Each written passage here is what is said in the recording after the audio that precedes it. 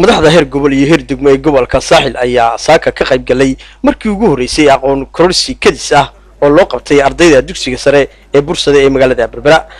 aqoon kororsigan ayaa socday muddo 32 casho ah waxaana ardaydii ku guuleysatay aqoon kororsigan la guddoonsiiyay abaalmarino kala duwan waxaana qaybta ugu weyn ka qaatay sidii uu hirgeli lahayd aqoon kororsigan ardayda loo qabtay shirkadda Telesom.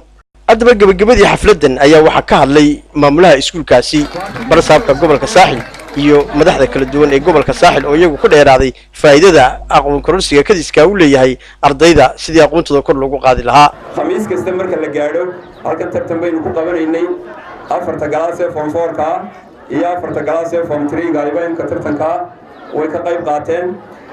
fayska labaadna waxaynu doonaynaa inuu gudubno wixii hadda ka dambeeya maanta oo final la soo gaadhay galaasyadii form 2ga iyo galaasyadii form 1ka ahaa.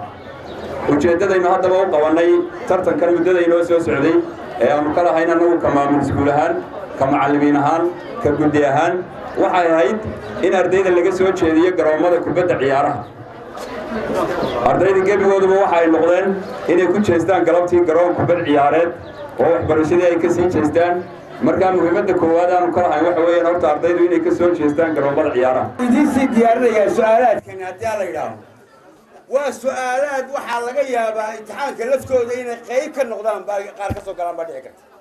sideedaba waxa weeyaan haddana wuxuu ku dadaalayaa oo u soo jeedaa oo cashar u diyaarinayaa oo sixitaan uu waqtigiisa uga qaadayaa oo shaqo kaliya meerad kaleba uu diiday iyo maararow kaleba waxa weeyaan sidoo adiga miradhal wanaagsan oo tayada kaaga soo saari lahaa.